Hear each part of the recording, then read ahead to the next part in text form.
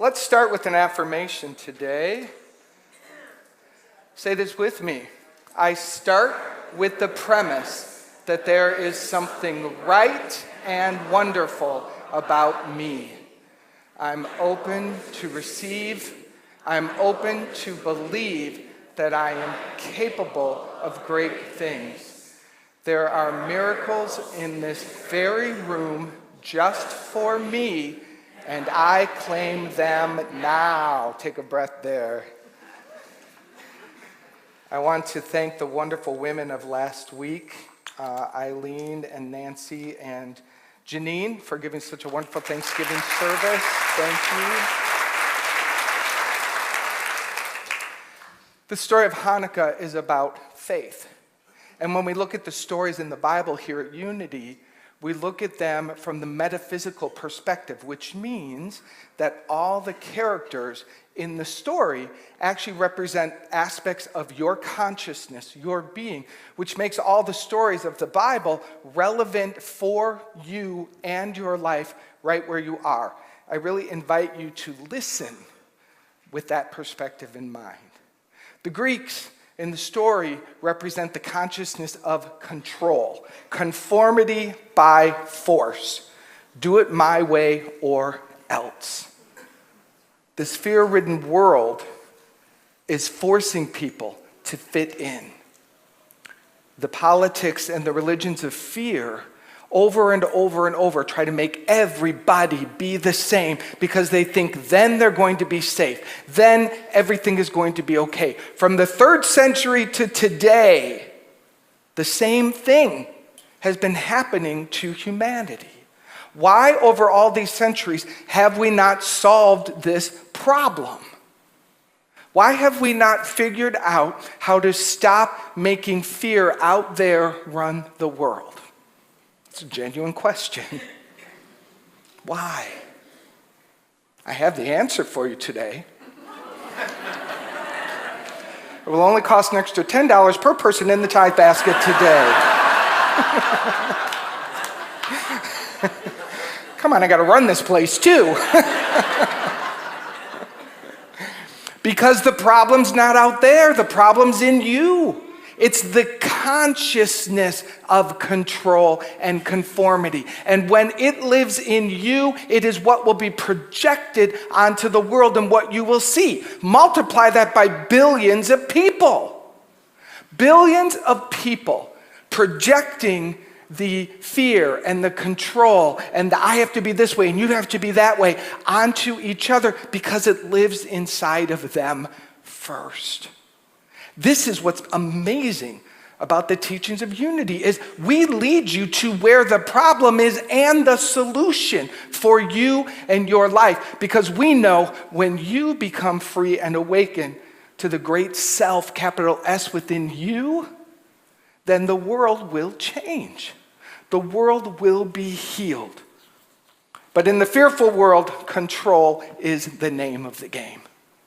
Control and manage and fix and then do it some more. Because that's what might be happening inside of you. Check it out. Be interested in that today. The Greeks, and I'm sorry if you're Greek, I did not write this story. It's just, in this story, they represent the you that is trying to keep fixing and controlling yourself so that you are pleasing in God's eyes. But it's at the expense very often of who you truly are. The Greeks worshipped Zeus, and Zeus required sacrifice. And that got moved into the Christian faith. Jesus never taught that you had to sacrifice anything for God. Because that is a made-up God. Any God within your consciousness that requires any kind of sacrifice or says you have to be different than you are, that God is made up. And people are worshiping a made-up God, trying to fix and mold themselves. That's where many of us became stuck. And this is the opportunity for you to notice that and shine the light of faith and call forth a different experience of God. There is no such God. Now, let me be clear about something. Love will bring you to places you never wanted to go. Love will say, now it's your time to stretch and bend and become who you never thought you could. Love will make you do the things that are required by your spirit to expand. That's different than sacrifice. And you know, when love calls you to sit by someone's bed hour upon hour, or when love calls you to stay awake all night long with a child that's sick, or love calls you in wherever it is to serve, to help, even when you're spent at the end of it, your soul feels alive. That's not sacrifice. So this isn't always a feel good, let's go out there and everything's got to be perfect or something's wrong. You have your classroom. You have your things to do.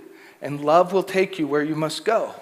And you will, in the name of love, expand. Yes? Do you get that? Yes. Wonderful, wonderful. In the story, what's not mentioned in what the kids read was that the Greeks were forcing the Jews to eat pig, which was against their religion and something completely unacceptable. Well, a particular high priest, Mattathias, refused to do it. He said, I will not do it. And some courage rose up inside of him. Mattathias, metaphysically, represents inside of you one enlightened idea that will immediately lift you out of the world of control. One holy thought.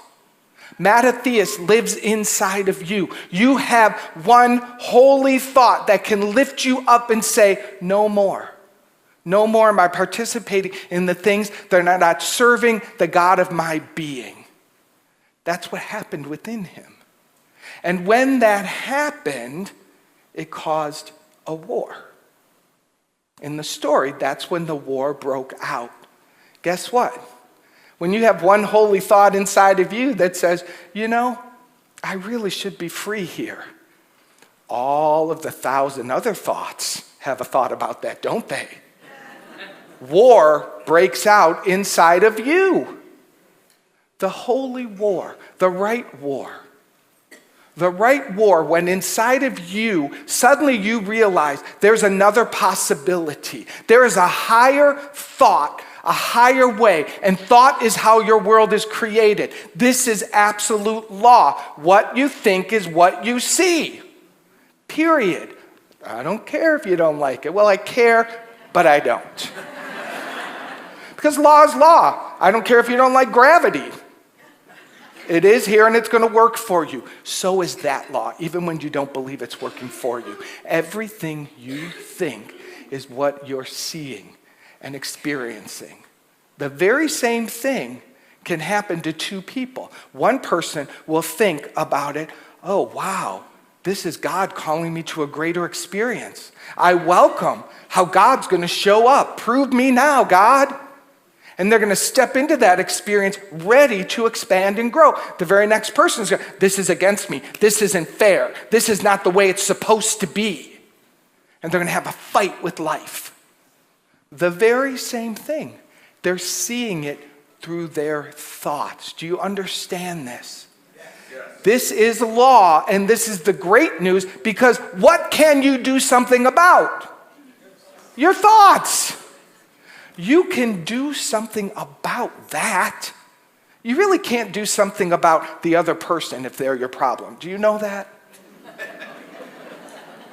I mean, if they're your problem, then send them here to church and you stay in bed.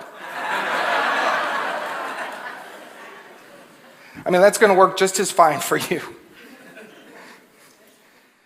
You know, the temple, your consciousness in the story, when the war is won, they go back to the temple and it's defiled. It's a mess. Our consciousness, when left to these crazy thoughts, these fearful ideas, this control, all those things, when our consciousness is left to that, and suddenly we wake up and we take a look at it, your head's pretty messed up. there's some work that needs to be done. This is where we light the candle of faith.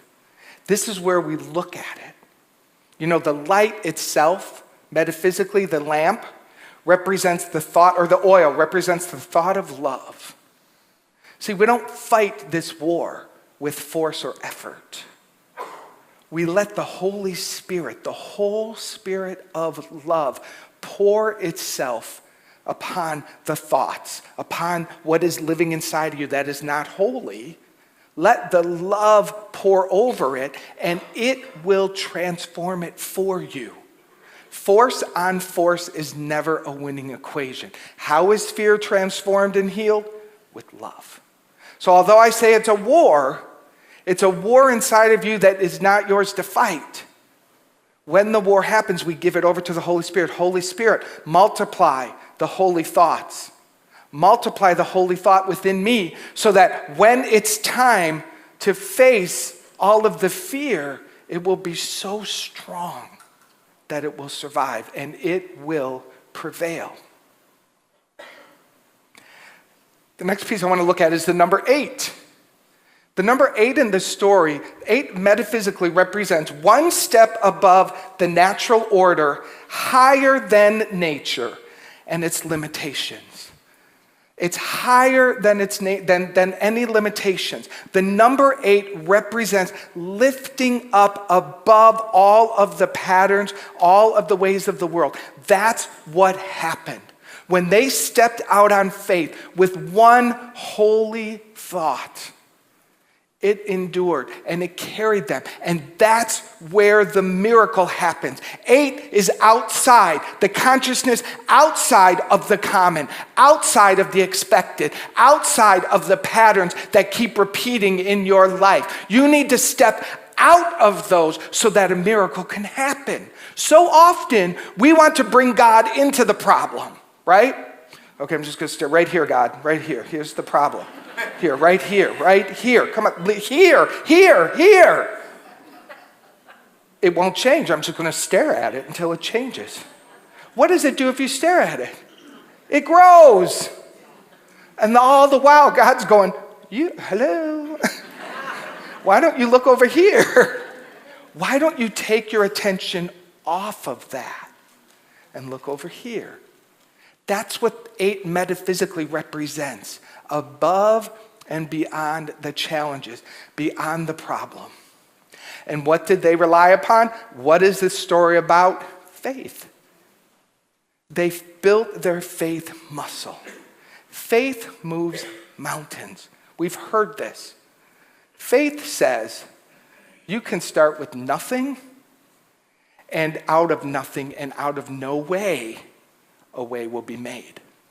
Did you hear that? You can start with nothing and with no way. I got nothing and I got no way.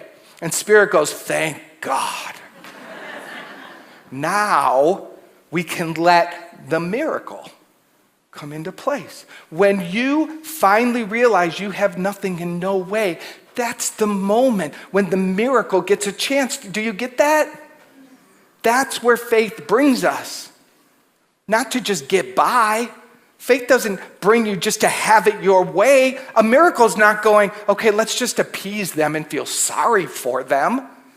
A miracle lives outside of any brokenness, any problem. And that's where faith takes us to. I want you to say this with me. Can I have the next slide? I'll say it first. This is what we say to faith. When we shine that light, we say, prove me now, my God of love, not suffering, my God of love. Prove your presence, prove your power. Holy Spirit, remove the fear and restore the temple of love and devotion within me. Help me remember my holiness. This is a prayer. Say this with me. Prove me now, my God of love. Prove your presence. Prove your power. Holy Spirit, remove the fear, and restore the temple of love and devotion within me. Help me remember my holiness. You just lit the candle of faith. You just lit the first day of the candle of faith right here. And that light, pick one place in your life, one place where you want that light to shine, and focus on that light, and focus on that light, and focus on that light. Give yourself 8 days for the mind to become clear and purified. For 8 days, starting today, who would you be? Just for 8 days. I swear to God, that would take us to next Monday. Tuesday, you can kvetch and moan and have all your problems back if you want them. You really can. And maybe that's what you need to say to yourself. 8 days. 8 days. I am not entertaining control, judgment, doubt, fear. Just 8 days. You have nothing to lose. 8 days in your entire life of countless days. You could do this. You could choose today to the beginning of your personal Hanukkah. And you know what Hanukkah means? Hanukkah means devotion. Devotion. Devoting your attention and your energy and your faith toward a higher idea. And at the end of that, any war with the lower vibration thoughts, they will be transformed. That one thought, that one high holy thought will win the entire war inside of you. It takes only a drop of faith and your attention on it. And just like in the story, I imagine by day 3, you're like, oh God, I don't think this is going to work. Those voices are so loud. They're here. What am I going to do? This is the time. It's only day 3, my friend. 5 more to go. This is where we take our holidays and we take these spiritual ideas, we personalize them, and we make them relevant. Relevant. So that as we move into the season of miracles, and this is the season of miracles, beginning this Sunday with the practice of faith, I really want you to make this month, along with the hustle and the bustle and the this and the that and all the things that are here for us, make it a spiritual journey. Make this a month for you to be with you, for something magnificent to happen, so that when we get to Christmas Day, when the Christ light is reawakened, for us to remember when it is born again inside of us, that is a magnificent day. I'll tell you, we'll blow the roof off. And don't worry, we'll figure out how to fix it later. We'll just blow it off. That's what's possible here, and that's my invitation to you. It's our 50th anniversary coming up, starting next Sunday. What a phenomenal thing. I'm so crazy honored to be the guy standing here in this role at this point. That's really cool. It's really cool. I'm grateful for that. I feel that. I feel the presence of Jack, and I feel the presence of the other ones. I really do. I really do. And I look forward to us all celebrating together. So with holiday and with the celebration of the 50th and deep spiritual work. That's what we're about here. Yes? Yes. And so it is.